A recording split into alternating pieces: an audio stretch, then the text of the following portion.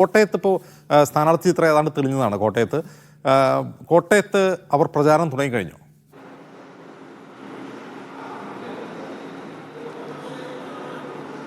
തീർച്ചയായും അജിംസ്, സംസ്ഥാനത്ത് ആദ്യം തന്നെ LDF UDF സ്ഥാനാർത്ഥികളെ പ്രഖ്യാപിക്കുന്ന മണ്ഡലമായി കോട്ടയം പാർലമെന്റ് മണ്ഡലം മാറി. കാരണം കേരള കോൺഗ്രസുകളുടെ നേർക്കുനേർ പോരാട്ടത്തിനാണ് കോട്ടയം വേദിയാകുന്നത്.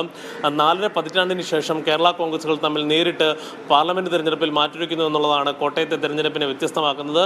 സിറ്റിംഗ് MPയും കേരള കോൺഗ്രസ് എമ്മിൻ്റെ മുതിർന്ന നേതാവുമായ തോമസ് ചാഴികാടനാണ് LDF സ്ഥാനാർത്ഥി. കഴിഞ്ഞ തിങ്കളാഴ്ച പാർട്ടി ചെയർമാൻ ജോസ് കെ മാണി ചാഴികാടൻ്റെ സ്ഥാനാർത്ഥിത്വം പ്രഖ്യാപിച്ചു. പിന്നീട് UDFിൽ വലിയ സമ്മർദ്ദത്തിന് ഇടയാക്കിയിരുന്നു. ജോസഫ് വിഭാഗത്തിന് നൽകിയ സീറ്റ്, ആ സീറ്റിൽ സ്ഥാനാർത്ഥിയെ പ്രഖ്യാപിക്കുന്നതിന് താമസം വൈകുന്നതിൽ UDF നേതൃത്വത്തിൽ ജോസഫ് വിഭാഗം അതൃപ്തി അറിയിക്കുകയും ചെയ്തു. അതിന് പിന്നാലെ കഴിഞ്ഞ ദിവസം ജോസഫ് വിഭാഗവും സ്ഥാനാർത്ഥിയെ പ്രഖ്യാപിച്ചു. ജോസഫ് വിഭാഗത്തിൻ്റെ സ്ഥാനാർത്ഥിയായി ഫ്രാൻസിസ് ജോർജാണ് വരുന്നത്. മുൻ MPയും മുതിർന്ന കേരള കോൺഗ്രസ് നേതാവുമാണ് ഫ്രാൻസിസ് ജോർജാണ് കോട്ടയത്തെ UDF സ്ഥാനാർത്ഥി.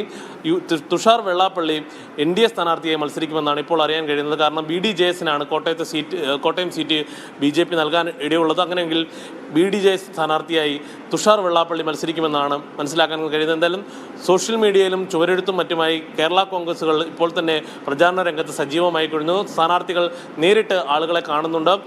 നമുക്കറിയാം, തോമസ് ചാഴികാടൻ എന്ന് പറയുമ്പോൾ തോമസ് ചാഴികാടനെ KM മാണി കൈപിടിച്ചുയർത്തിയ നേതാവാണ്. അങ്ങനെ രാഷ്ട്രീയത്തിലേക്ക് വന്ന ആളാണ്. ഏറ്റുമാനൂർ മണ്ഡലത്തിൽ നിന്ന് നിയമസഭയിലേക്ക് 3 തവണ ജയിച്ചു കയറിയ ആളാണ്. അതിനുശേഷമാണ് MP ആയത്. കഴിഞ്ഞ തവണ UDF സ്ഥാനാർത്ഥിയായി ജയിച്ചിരുന്ന ആളാണ്. അതിനുശേഷം കേരള കോൺഗ്രസ് ഇടത് പാളയത്തിലേക്ക് എത്തിയതോടുകൂടിയും അവരുടെ മുന്നണി മാറ്റത്തോടുകൂടിയും LDFിൻ്റെ MPയായി ചാഴികാടൻ മാറുകയും ചെയ്തു.